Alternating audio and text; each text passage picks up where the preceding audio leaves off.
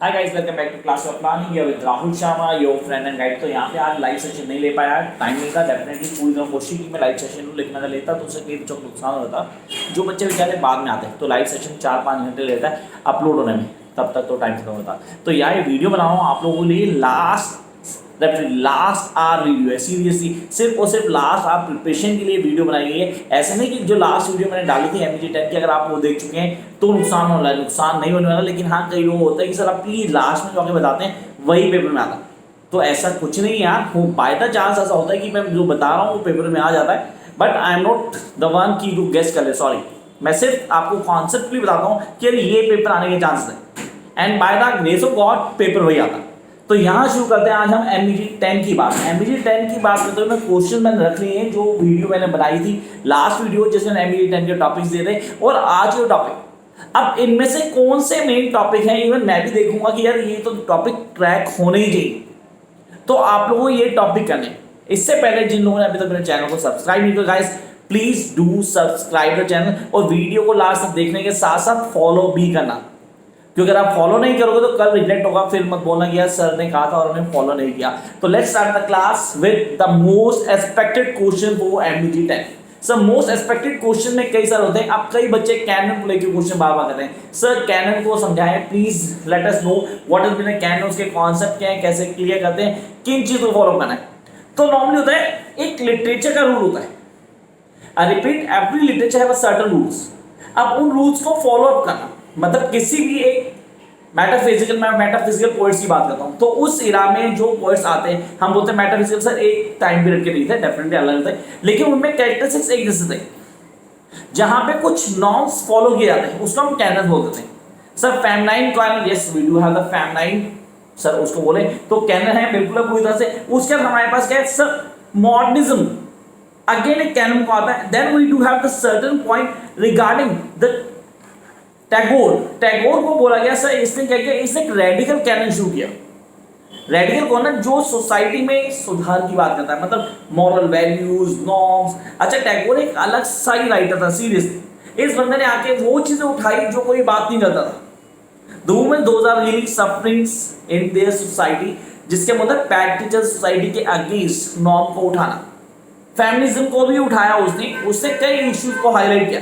राजा राममोहन रॉय का contribution Indian English literature में, guys make sure आप लोग करेंगे। हेनरी, अब आप लोग सर मेरे को कहाँ पे कॉन्सेप्ट आ रहा है, दिमाग में क्या क्या आता है, that I need to clear. कई सारी चीजें हो सकता है थोड़ा मिस हो जाए, तो इससे क्या करते हैं स्टेप बाय स्टेप चलते। सबसे पहले बात करते हैं मैक्ले मिनट की। अब मैक्ले मिनट कहते हो सर ये नहीं आएगा, तो ठीक है फिर क्या आएगा सर, जो एजुकेशन पॉलिसी में चेंजेस आए उसको याद कर लेना। सर वो मैक्ले मिनट से बेचता पूरा, तो मैक्ले मिनट्स अगर अभी तक नहीं किया, किसी को डाउट है तो please go to the video, playlist में वीडियो है मैक्ले मिनट्स की, उसको देखो, तसल्ली से समझ में आए। तो पहला कंफर्म क्वेश्चन दिमाग में आ चाहिए, दैट्स अ मैक्ले मिनट कि आप मैक्ले मिनट हमें ऑन टिप होना चाहिए, हर तरह से हमें क्वेश्चन आना चाहिए। तो first point is all Macaulay minutes. Come to the second, Toru Dutt literary output. Sir Toru Dutt का लिटरेरी आउटपुट क्या था, बेसिकली इसने क्या किया, इसने क्या चेंजेस लेके आया, उन चेंजेस में क्या क्या हाईलाइट किया। अब इसकी पॉइंट्स की बात करता हूं, तोरू दत्त की पॉइंट्स की बात करता हूं। सीता, बटो और लक्ष्मण, ये इसके मास्टरपीस हैं जिनको हाईलाइट किया। मैं कोर्स की बात कर रहा हूँ, कोर्स में सीता है, आपने कहा सर उसको कैसे हाईलाइट किया, उसका कॉन्ट्रीब्यूशन क्या, आउटपुट बेसिकली उसका कॉन्ट्रीब्यूशन की बात की जा रही। तोरू दत्त एक हाईलाइट कर ले, दिमाग में याद रखना। राजा राममोहन रॉय मैं पहले ही कह चुका हूँ, वो आपको आना चाहिए। And then will come to the next one, emergence of Indian English writing. Guys घोर के पी जाना प्लीज, ये क्वेश्चन फर्स्ट क्वेश्चन जो आता है सेक्शन ए, अगर आगे जिसमें एक क्वेश्चन कंपल्सरी होगा तो वहां आपको आना चाहिए the emergence of Indian English writing during 18th and 19th century. I repeat, the emergence of Indian English society during or the writing during 18th to 19th century.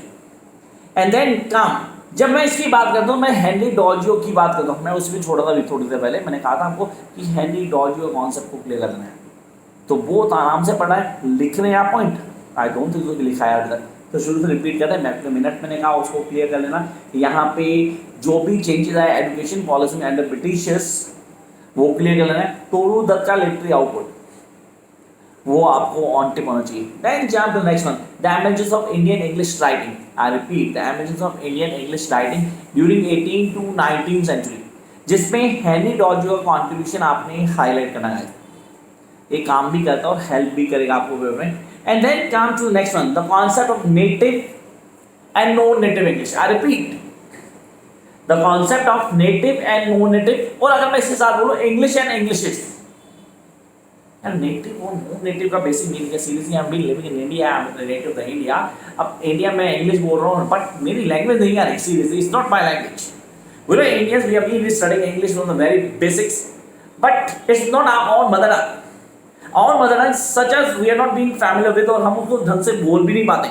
अगर कोई शुद्ध हिंदी बोलेगा तो हमें समझ भी नहीं आएगा। Seriously I mean agree with this fact कि यार हिंदी नहीं आती है ढंग से। तो आपने कहा सर हमने नेटिव एंड नॉन नेटिव और इंग्लिश एंड इंग्लिश के कॉन्सेप्ट को क्लियर करना, ये पेपर में आने के चांसेस हैं। Jump to next one, journey of English from hostility to acceptance. Sir जब इंग्लिश सोसाइटी में आई ना, वो अभी ना गेट्स ऑफ इट्स, हमारी लैंग्वेज नहीं, हम नहीं बोलेंगे। Seriously we are not going to speak English, why should we going to speak English. थोड़ा हिंदी बोलते लोग ऐसे, लेकिन अब क्या हुआ, अब इंग्लिश को पूरा एक्सेप्ट कर लिया। 21st सेंचुरी में अगर आप इंग्लिश नहीं बोलते, लोग बोलते हैं पढ़ा लिखा नहीं है, seriously not been educated, really not able to speak English in perfect manner, so ये बेकार है। किसने बोला यार?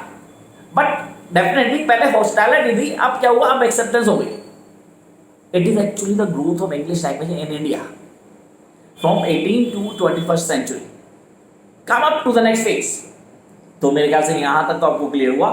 Now the role of Michael Madhusudan, मैंने लास्ट क्लास में ही बोला था, अगर याद हो तो अच्छे से। मिचेल मधुसूदन को मैंने बताया था, जिसमें Madhusudan Dutt actually and Toru Dutt in consolidation of Indian writing in English. अब यहाँ पे in consolidation of Indian writing in English, तो इन दोनों का कॉन्ट्रीब्यूशन। अगले पॉइंट पे आते हैं, डेफिनेटली आपको बहुत अच्छे से पता है पॉइंट, तो that is the concept exploding of canon. Exploding, I repeat, exploding of canon. Canon की बैन है, द रूल्स रेगुलेशन की बैन जाओ, कहीं नैरेटिव फॉलो नहीं करे, कहीं कुछ नहीं करे और अपनी मर्जी से क्रिएट करे, जिसे हम बोलते हैं third world literature. Yes, we are talking about third world literature, sir Asian और अफ्रीकन। अब इन लोगों को बोला गया कि एशियन अफ्रीकन लिटरेचर को सब पूरी तरह एक्सप्लोइटिंग कैनन के नाम से माना गया, वो पूरी तरह कॉन्सेप्ट भी क्लियर किया गया। तो ये हमें ऑन टिप होना चाहिए। Jump to the next phase, that is Tagore and his points in Geetanjali.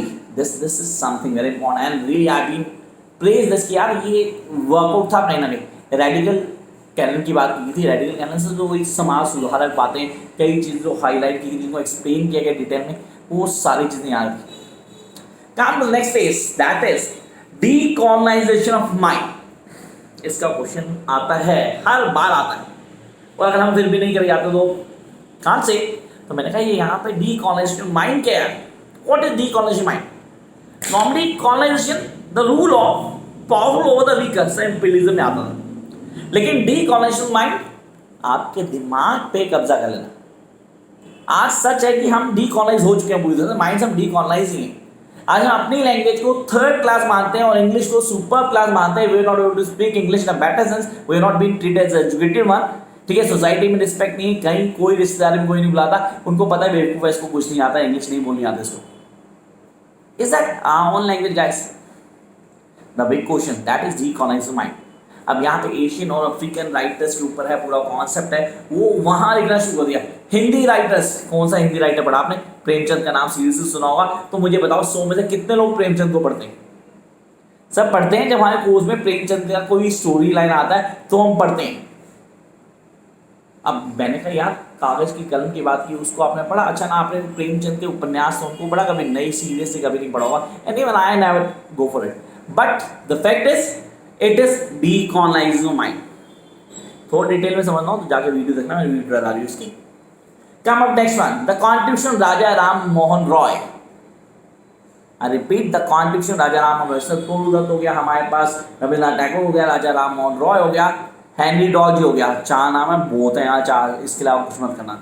Come up next one, concept of realistically in Rajmohan's wife by Bankim Chandra. Realistic, मैं तांजलि की बात की थी, मैंने कहा राजा राम मोहन रॉय नहीं, ये राजा मोहन वाइफ से, राम मोहन वाइफ। अब राम मोहन वाइफ की बात करें तो सर 100% इसे क्वेश्चन आता है, 100%। लिख लो, मैं साइन यहाँ के यहाँ कर देता हूँ कि ये 100% क्वेश्चन पेपर में। अगर उसके बाद भी प्रिपरेशन नहीं की फिर यार क्वेश्चन करना बेकार है कि सर कैसे करें क्या करें।